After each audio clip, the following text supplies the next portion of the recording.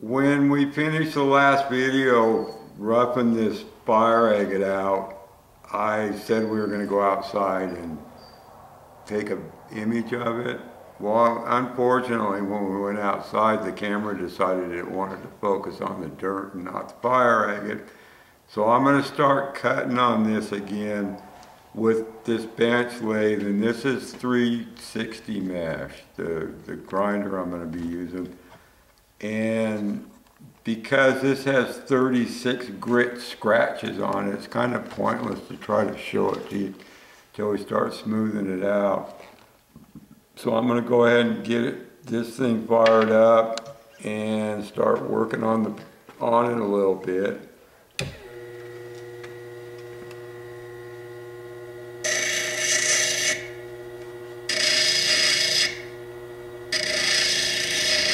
And all I'm doing from where the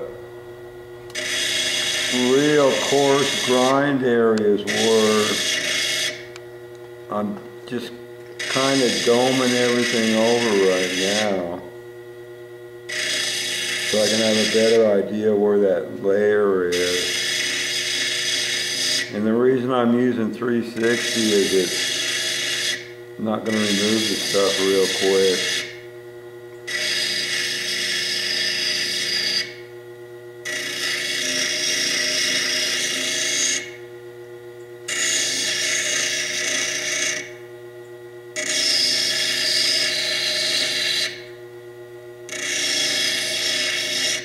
You can probably now start seeing the color that's down there. It's starting to show up pretty good. You know, I intentionally left a brownish over layer because if you get too close, you're more than likely going to mess your stone up. So let me get more out of the way. I don't know. Can you see good? Yeah, okay.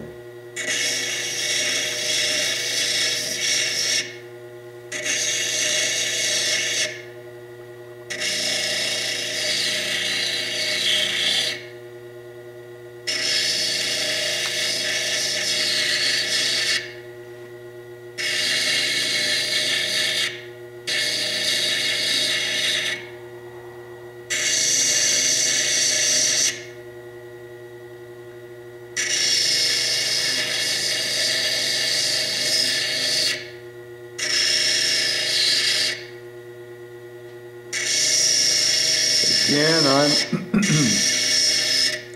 kind of having some luck with backlighting with the light was shining on the carving burr to where I can see through the Chalcedony.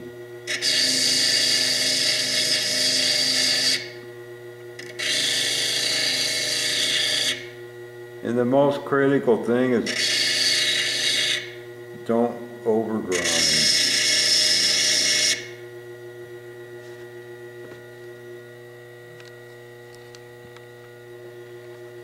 I usually do this with just the Fordham in this tool and a handpiece, and it's easier for me that way, but we wouldn't be able to do very good video of that technique.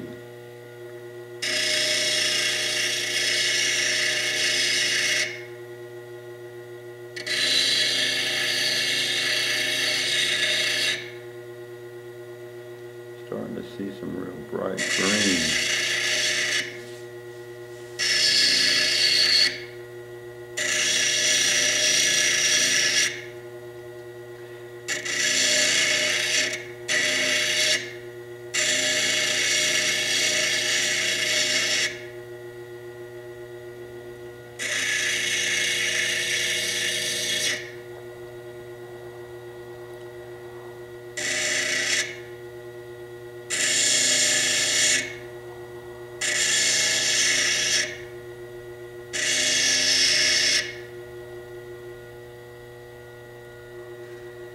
I'm going to have to get a light behind me because I can't see this that good. Okay, I could see that I couldn't see, so Greg went in and got this little spotlight flashlight. And one thing that I wanted to point out to everybody, I mentioned it in other videos. This is common opal on this piece. And typically if it's got common opal on it, it's more likely, I'm not going to say it will, more likely to have nice fire in it. So I'm going to go ahead and fire back up and we'll see what we can see. Much better.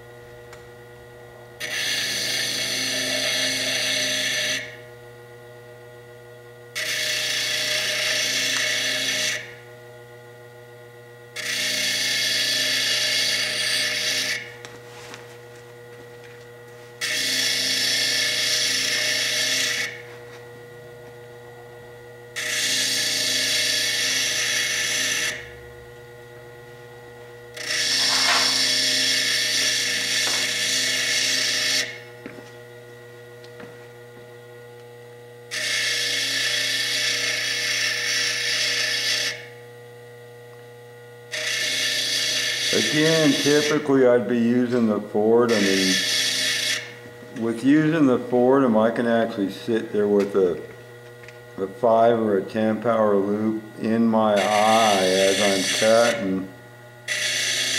And you can, for me personally, that just makes it much less traumatic removing this stuff. Because doing it this way, I can't see the actual fire layer. I'm just mostly going by feel.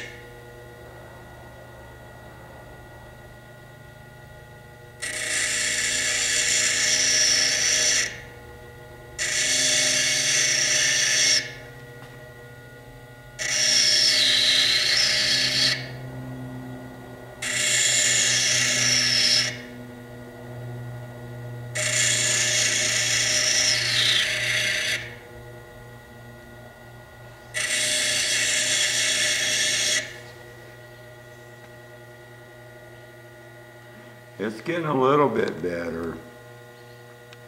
I may end up going over to the Fordham just because I'm really hesitant to continue this because I can't see. You know, I can see some spots where it looks like I might have popped through a little bit.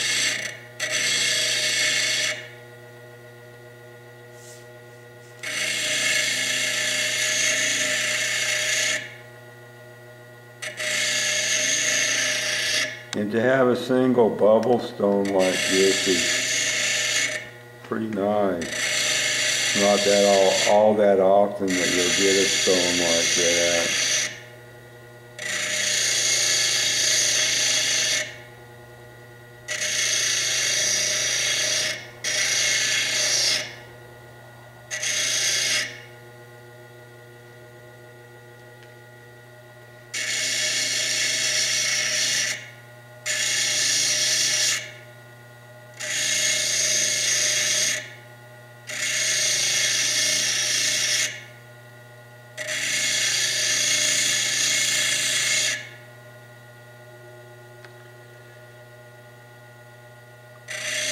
Right now I'm just kind of digging in at an angle down on the bottom,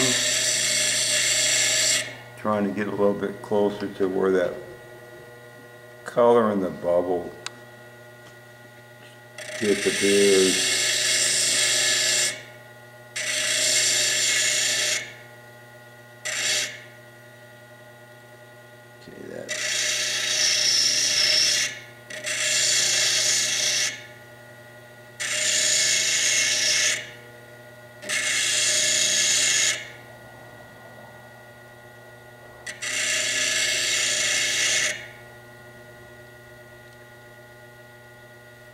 Okay, I'm going to work on this upper face a little bit. In fact, what I'll do is I'll change out and put a 600 mesh in here.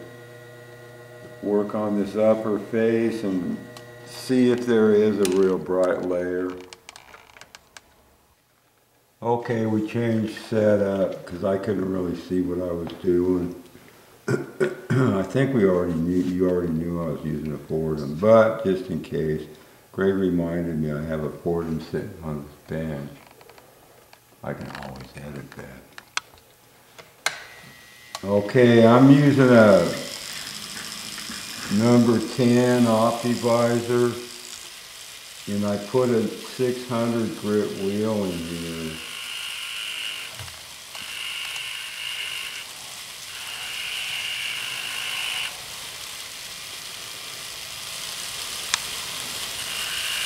I can see there's multiple layers in this.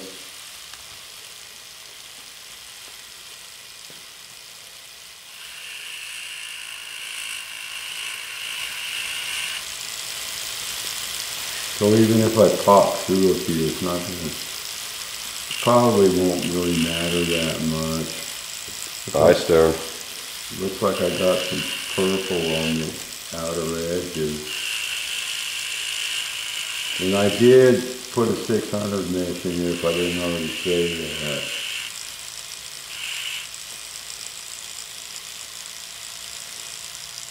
Okay.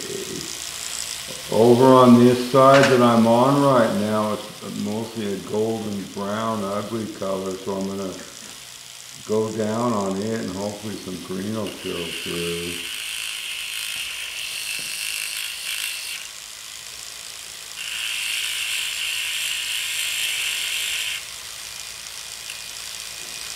So far, no good.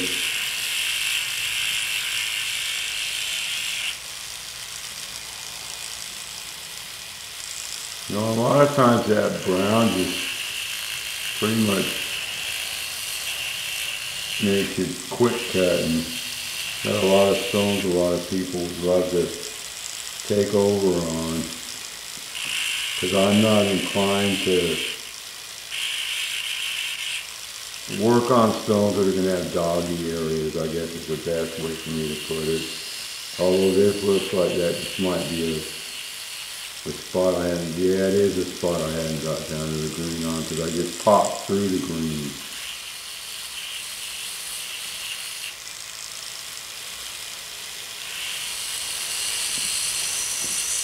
I cut a stone years ago when I first started, not really knowing a whole lot about cutting fire agates, and I came down on, it was a little tiny pea-sized stone. I came down on what they call snake skin. Went ahead and finished it and polished it and this, that, and the other, and some years later, I was looking at it and I came to the decision that there was probably a nice stone underneath the snake skin, and went ahead and started carving down through it, and lo and behold, it's one of the brightest green little ring stones I own. You know, and unless you gamble from time to time, you might leave a beautiful gem underneath an overlayer, which I see a lot of people on the Facebook posts where they quit cutting too soon. You know, I'd rather continue cutting, and if I end up not really exposing something that's real gemmy, at least I put the effort in. I didn't quit as soon as I had something that looked kind of like fire agate. You know, and the worst that happens is I throw them out in the yard and Greg finds them. Sometimes I put them in a bag for sale.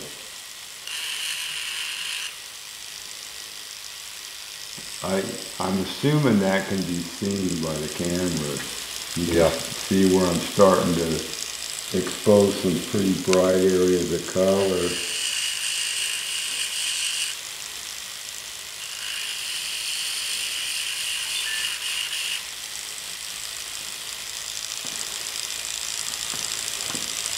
Okay, come over to this side.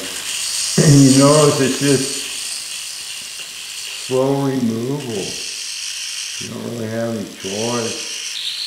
If you start trying to remove things fast, typically you're going to mess your stone up.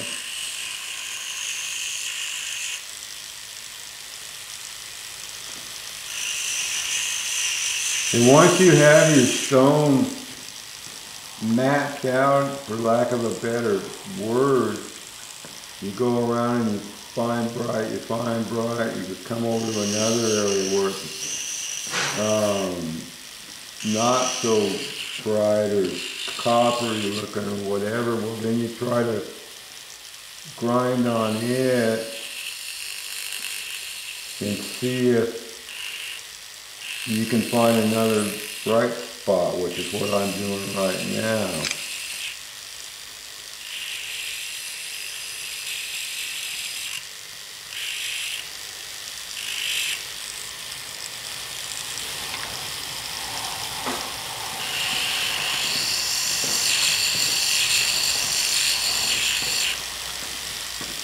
And it looks like this is going to again end up exposing green again.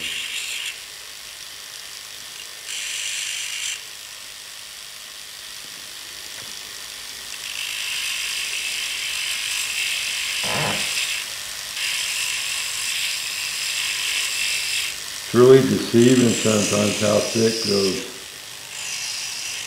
layers of Chalcedony with ironstone are. Like right now I'm removing quite a bit of that stuff.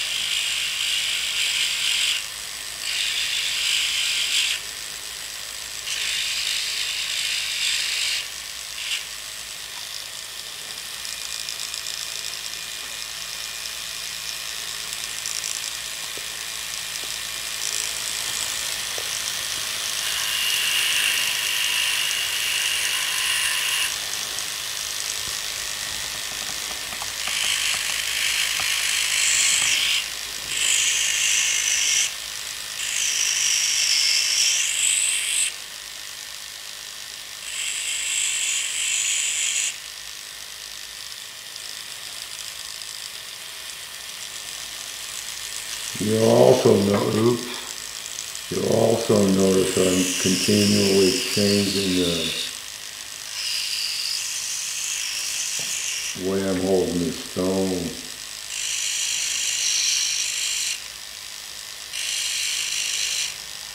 This end I'm on right now doesn't seem like it has that bright green, but it might just pop through.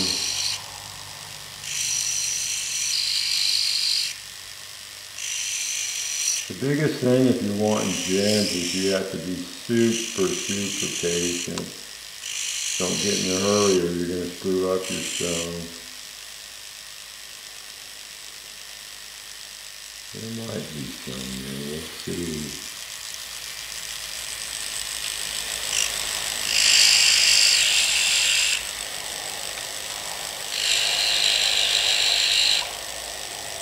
Yeah, see, I just came through on some green finally.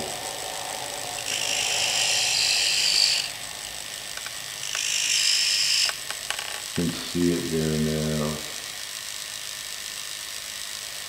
Okay, so I'll turn it around and then I'm working on a little bit of a valley right here.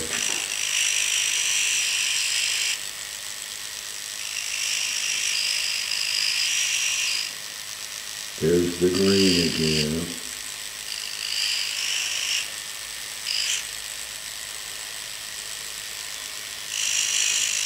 And one thing I don't think I pointed out in any of my videos so far, myself and a friend did major research on fire agates when we first started getting into it. The color layers in fire agate if you have all the colors in the actual stone. They lay out just like a rainbow. So if you look at a rainbow, I'd have to get a picture out or something. Anyway, a rainbow starts out on one side in the, I think it's the ultraviolet spectrum, which would be you're starting out as a purple, and then it'll go to kind of a bluish. Anyway, however rainbow lays out, if it's a full color fire agate, that's exactly how the layers lay out. If you go down and you hit purple, you're 99% sure right below that purple there's going to be whatever the next rainbow color is, and then you get all the way to the opposite end of that spectrum and you get into the red in the subtle change between the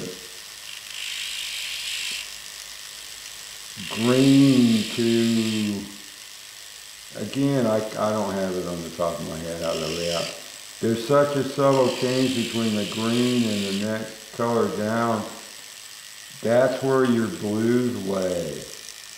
The blues usually a super thin layer right underneath the green.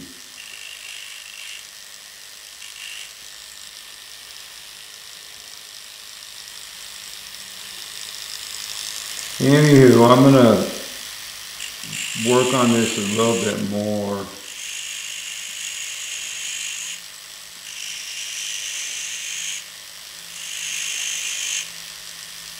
See how long the video is so far. Because sometimes if I'm cutting a fire agate, I might have 20 hours into it if it's a real nice gem. Not a single or two bubble stone. I'm talking about a very complicated growth.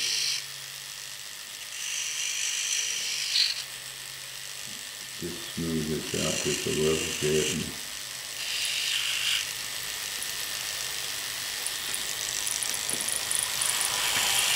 I think also what I might do on this is go over to my super lighted bench, and because I think there's a real beautiful blue-green in this, but it's going to be pretty critical slow removal, and I don't think you want to watch forever on this. Because I do see a real nice blue-green right in here. You probably can't see it with the camera, but it's peeking through right now. I don't know. It's really hard to explain to people, but even with Greg, I'm sure he's super zoomed in on that stone. You have to be capable of finding that real bright layer and then removing everything above it with great care.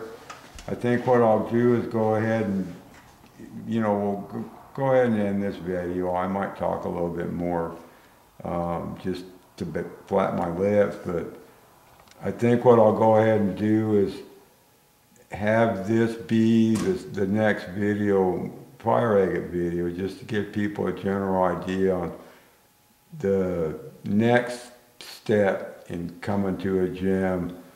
I'll go ahead and mess around on my real well lit bench and see if I can't decide whether or not there's a real nice blue-green gem in there. If so, I don't know if we're going to do more video of it because it's so boring. But if that blue-green gem's in here, you're going to be amazed when it comes out. That ought to do her.